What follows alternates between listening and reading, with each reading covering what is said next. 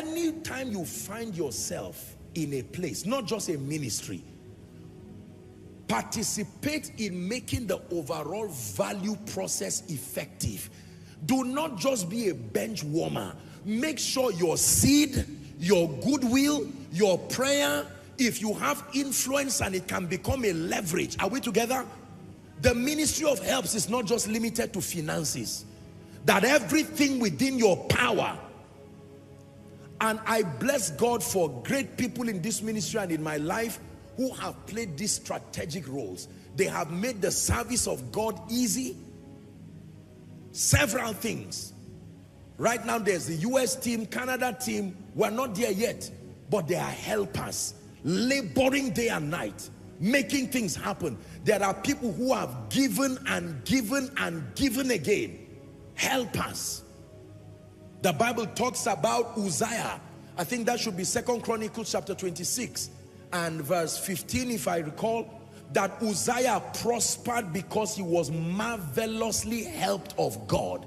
It is on the strength of help that people go forward. 2 Chronicles, I believe, 26 and verse 15.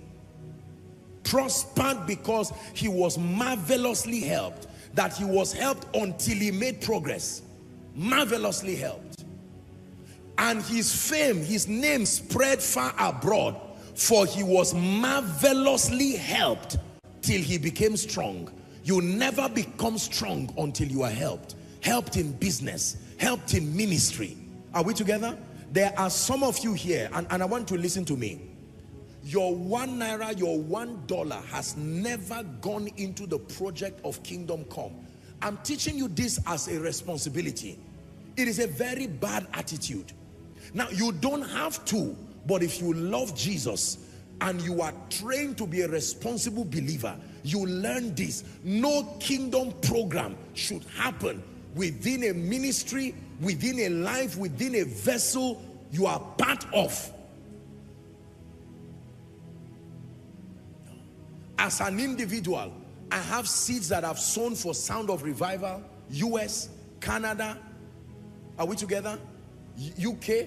I have seeds that are prepared for our November conference coming.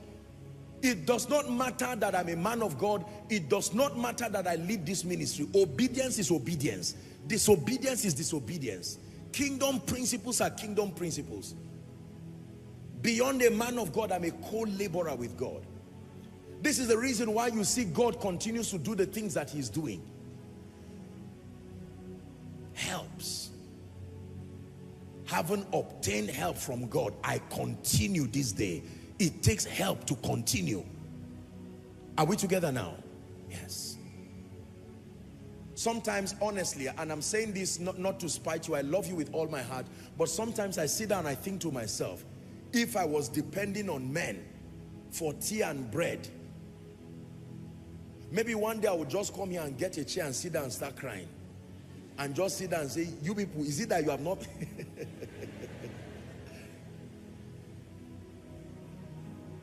You are givers, don't worry. I know you are givers. All right? God is helping you, but I'm teaching you the truth is still the truth. And some of you have money, which makes it worse.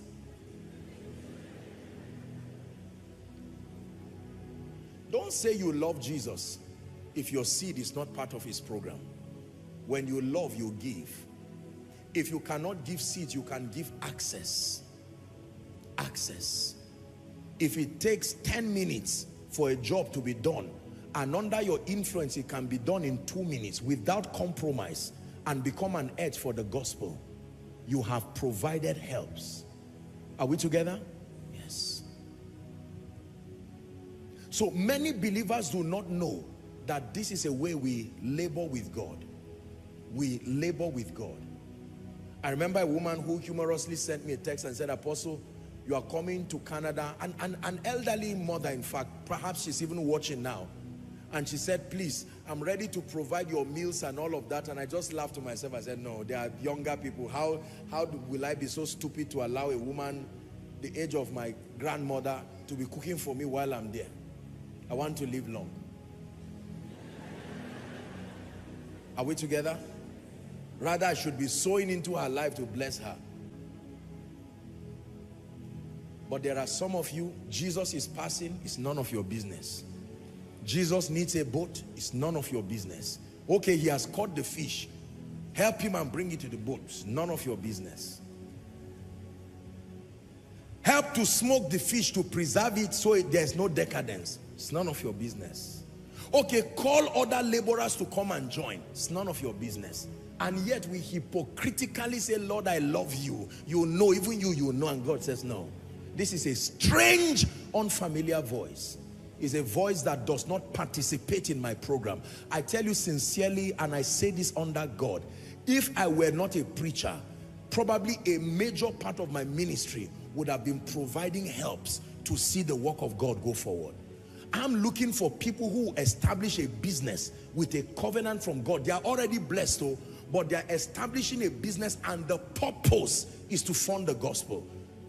It is your way of contributing to the integrity of preachers that this compromises here and there because of finances. It is not just enough to point fingers. Let me take that responsibility and be empowered by God to see to it that succor can be provided here.